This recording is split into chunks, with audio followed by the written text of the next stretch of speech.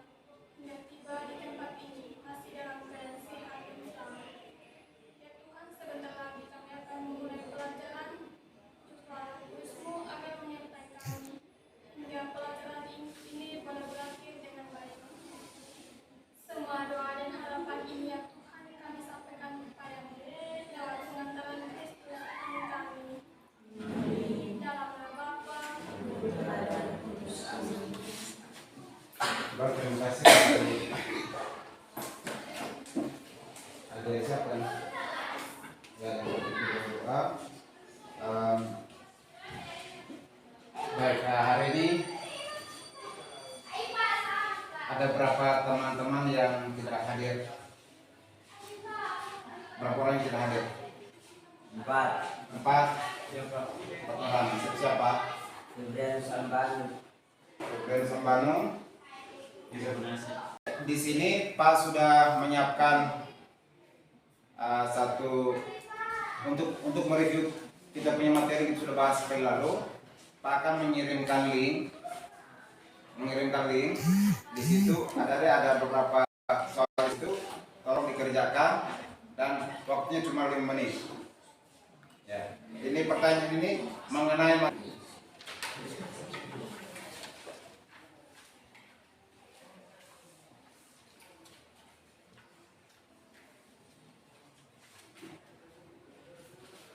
yang sudah memiliki HP langsung mengerjakannya melalui HP saja. Ya. Nah, bagi yang belum memiliki HP atau tidak membawa HP, silakan menuliskan jawabannya di kertas.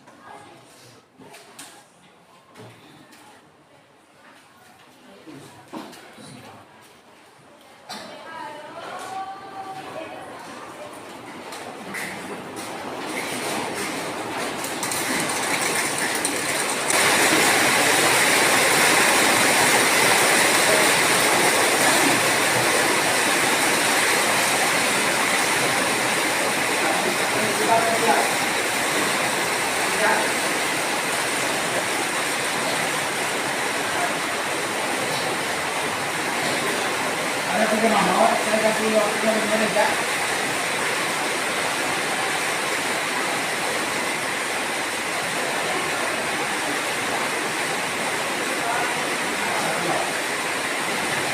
Langsung jawab.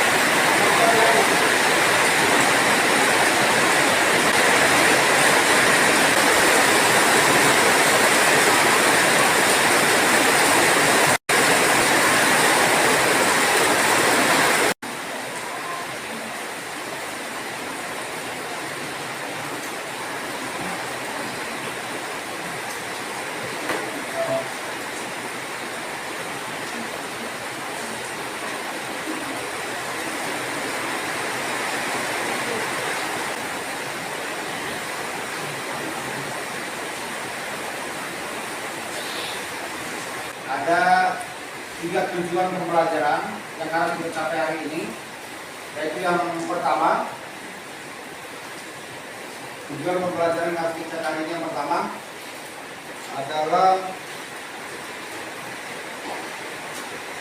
melalui virtual simulasi peserta didik mampu mendasari sebuah sistem yang terdiri dari sumber energi dan pengguna untuk menggambarkan aliran dan perubahan bentuk energi yang benar.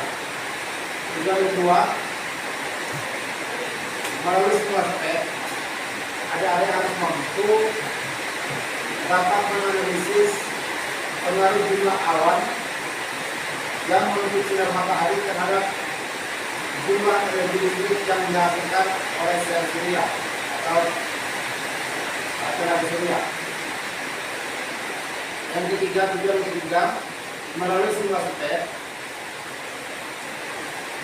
adik-adik harus mampu menganalisis perubahan bentuk energi yang terjadi pada proses menyalakan lampu pijar dan lampu fluorescen.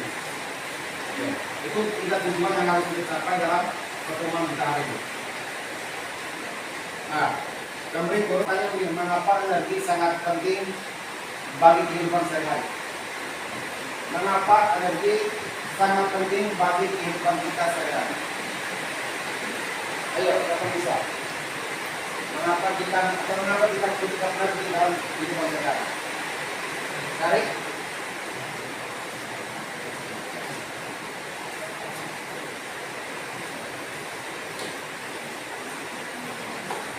Ya. Oke, mana? Silakan.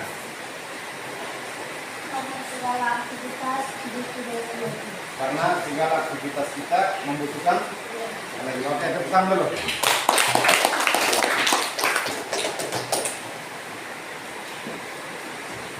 Yang kedua, mengapa pada keadaan sekarang kita harus beralih kepada energi terbarukan? Contohnya seperti ini, misalkan kalian pada saat kita di jalan, kita berpapasan dengan kendaraan yang mengeluarkan asap. Nah, juga apa yang kalian rasakan di sini? Apa? Polusi. Selain polusi apa lagi? Kuat. Apa? Pencemaran udara. Oke. Mengapa kita harus beralih kepada energi terbarukan? Oke, baik. Pak akan menayangkan sebuah video. Silakan disimak dengan cermat tentang bagaimana cara kerja dari sel surya atau tenaga surya. Ya. Pak akan menayangkan dalam bentuk video. Silakan disimak baik-baik.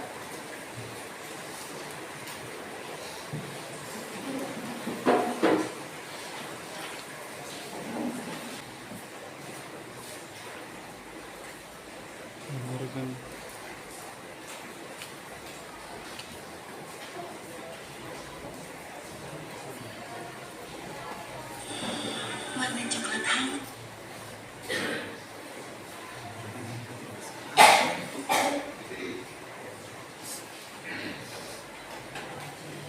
Nanti ramah.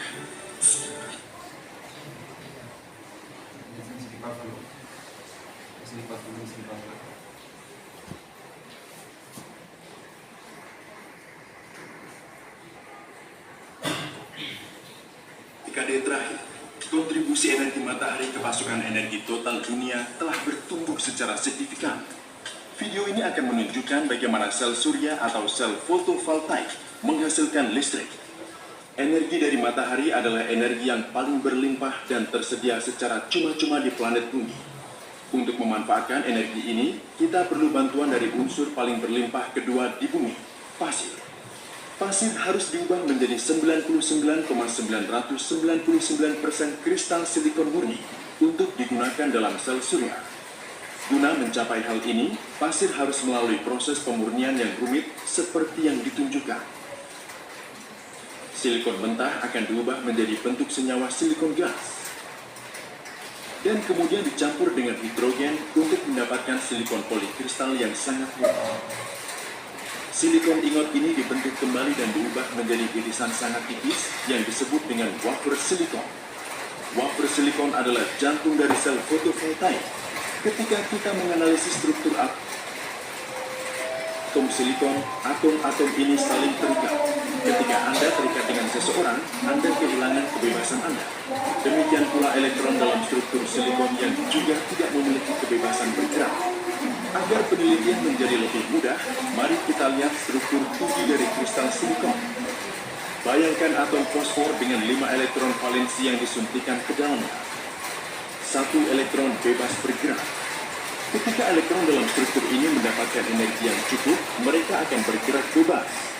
Mari kita coba membuat sel surya sederhana dan hanya menggunakan jenis bahan berikut. Ketika terkena cahaya, elektron akan mendapatkan energi foton dan akan bebas bergerak. Namun, gerakan elektron ini bersifat acak dan tidak menghasilkan arus melalui muatan. Dua jenis bahan yang didoping ini bergabung bersama, beberapa elektron dari sisi N akan bermigrasi ke sisi P dan mengisi lubang yang tersedia di sana. Dengan cara ini, daerah deflesi terbentuk, di mana tidak ada elektron dan lubang bebas. Karena migrasi elektron, batas sisi N menjadi sedikit bermuatan positif dan antara muatan-muatan ini. Medan listrik ini menghasilkan kekuatan pendorong yang diperlukan. Mari kita lihat secara detail. Ketika cahaya mengenai PN junction, sesuatu yang sangat menarik terjadi. Cahaya mengenai sisi N dari sel PV, kemudian menembus dan mencapai ke daerah deflesi. Energi foton ini cukup untuk menghasilkan pasangan lubang elektron di daerah deflesi. Medan listrik di daerah deflesi mendorong elektron dan lubang keluar dari daerah deflesi. Di sini bisa diamati bahwa konsentrasi elektron di daerah N dan lubang di sisi P menjadi begitu tinggi.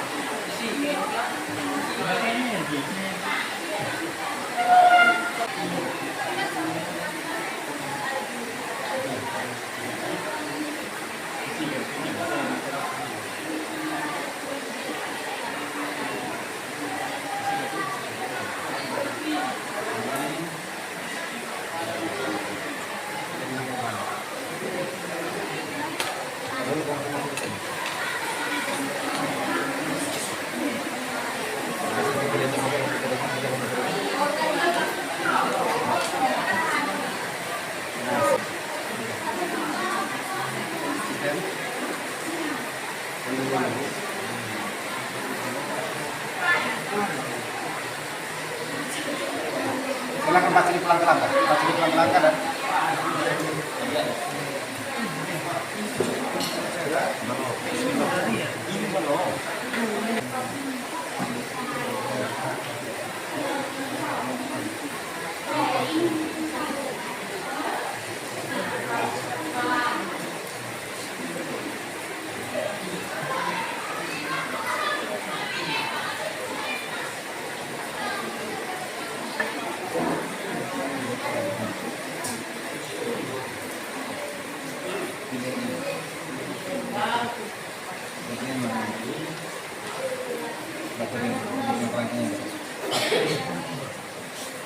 gambar. Oke, silakan. Apa lihat dia punya tabelnya lalu mulai kerja.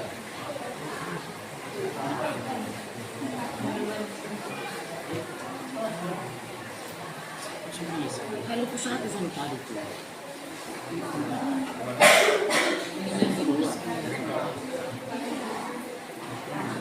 Ini sudah.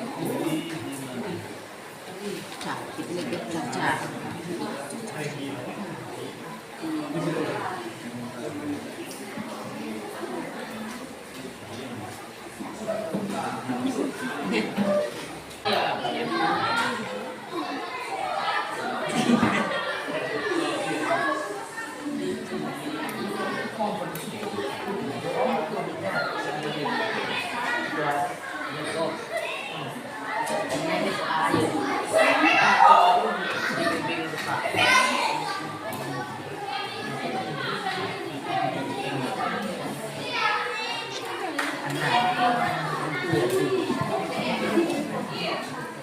Sudah? Berapa?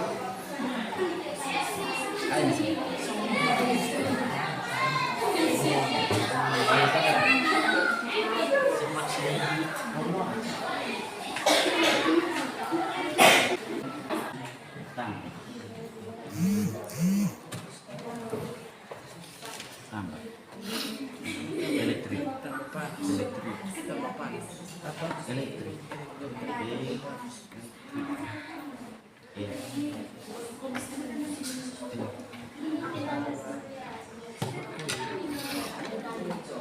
Yang kedua cahaya. Atau sedikit change.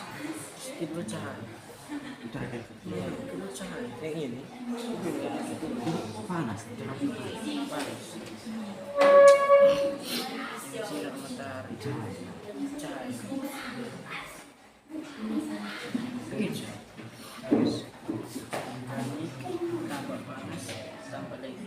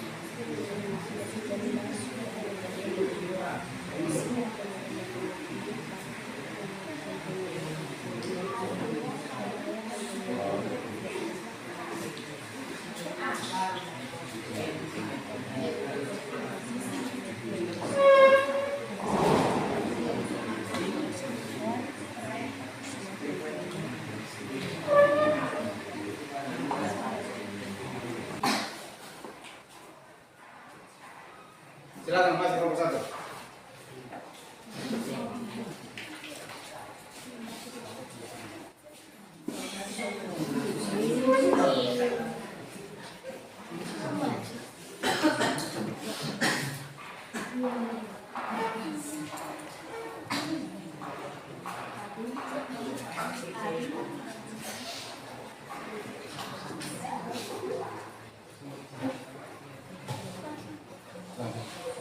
Terima kasih atas waktu dan kesempatan yang diberikan kepada kami kelompok 1 untuk mempresentasikan hasil diskusi kami.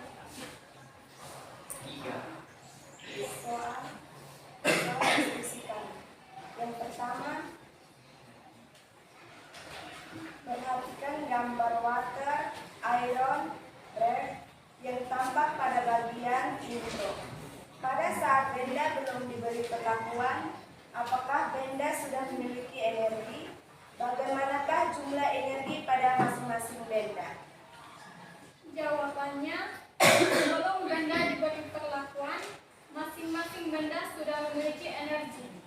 Besi mempunyai 6 energi, bata mempunyai 2 energi, dan air mempunyai 34 energi. Pertanyaan yang kedua, apakah yang terjadi pada jumlah energi yang tersimpan pada saat suhu yang ditunjukkan termometer semakin tinggi? Jawabannya, suhu yang semakin tinggi pada termometer mempengaruhi pertambahan jumlah energi E pada benda. Pertanyaan yang ketiga, apakah perbedaan jenis energi jenis benda berpengaruh terhadap besarnya energi yang tersimpan pada benda setelah dipanaskan? Jawabannya, perbedaan jenis benda berpengaruh terhadap besarnya energi yang tersimpan pada benda setelah dipanaskan. Masing-masing benda sebelum dipanaskan mempunyai jumlah energi yang berbeda-beda. Pada saat dipanaskan dengan suhu tertentu, energi dalam benda akan sama-sama bertambah, tapi mempunyai jumlah energi yang berbeda. Pertanyaan yang keempat, gunakan data pada tabel kedua. Apa fungsi Pada perubahan energi. ketika suhu semakin meningkat, maka energi yang disimpan pada suatu benda juga akan meningkat. 2. Setiap benda mempunyai jumlah energi yang berbeda-beda. Walaupun mengalami pemanasan atau pendinginan, masing-masing jenis benda akan tetap mempunyai perbedaan energi yang tersimpan.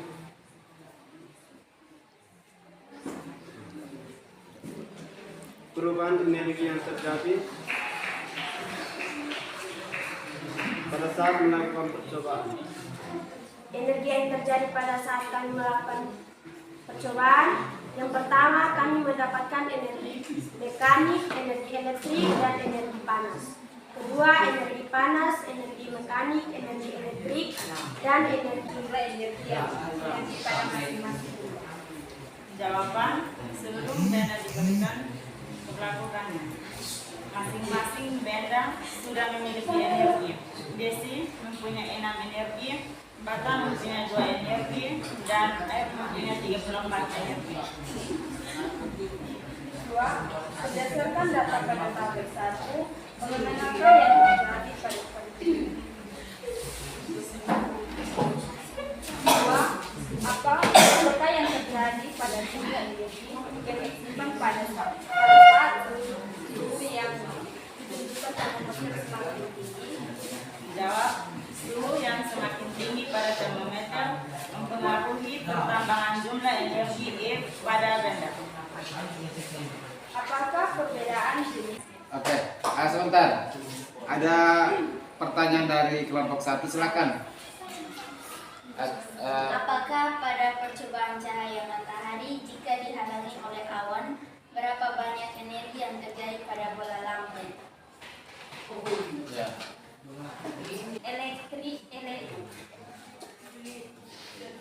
Elektrik dan cahaya.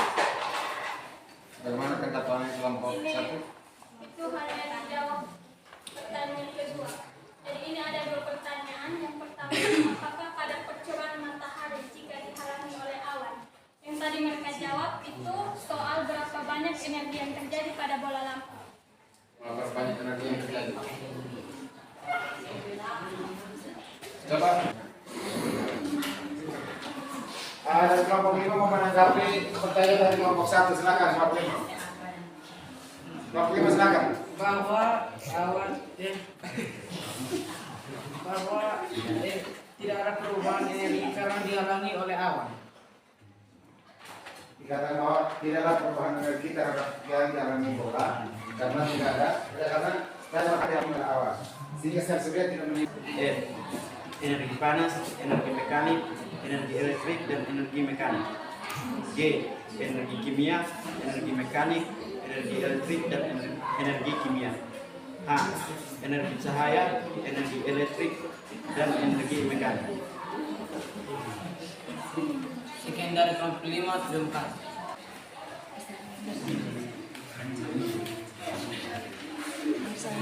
Oke. Coba ulangi Nona. Berapa jenis benda yang terpengaruhi terhadap besarnya energi?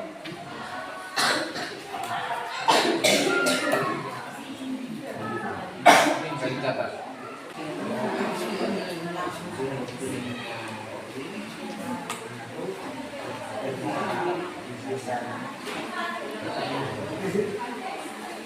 Berapakah jenis benda yang dipengaruhi terhadap besarnya energi?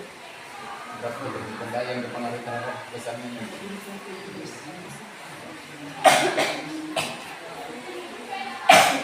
Kalau dari kelompok lain mau menjawab boleh, silakan.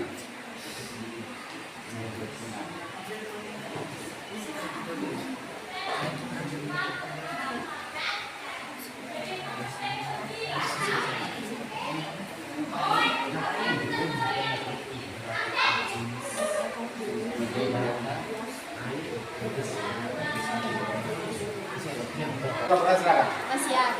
Dari kelompok 1 kan? Ya, kelompok 1 silakan. Tadi kan Pak ada kirim chat yang di WA ini. Jadi yang saya tanya, ada percobaan yang pertama itu anak naik sepeda, turbin dan bola lampu. Apakah ada perubahan? Jika ada perubahan, maka Bagaimana responnya dari kelompok 1? Kurang tepat. Kurang tepat. Kelompok lain melengkapi?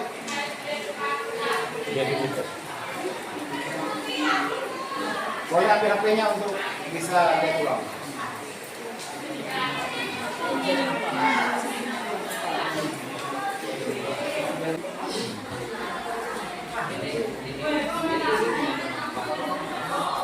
Silakan.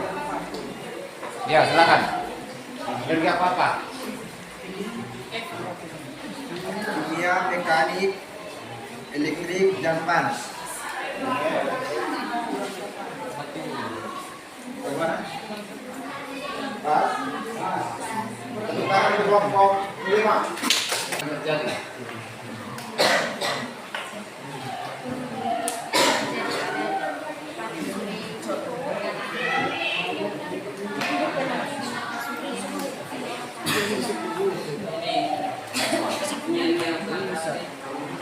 Perubahan energi yang terjadi adalah energi cahaya, energi elektrik, dan panas. Mungkin ada lagi yang bertanya? Masih ada mungkin yang siap. Bola lampu. Kalau tidak ada lagi, Bola lampu. Bola lampu. Energi panas.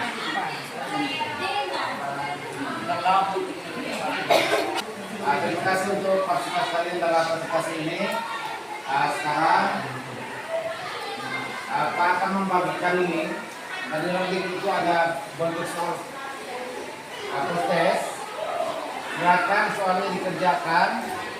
Pak akan tutup dirinya batas jam 10 malam. Batas jam 10 malam ini ya. Dikerjakan dari sekarang.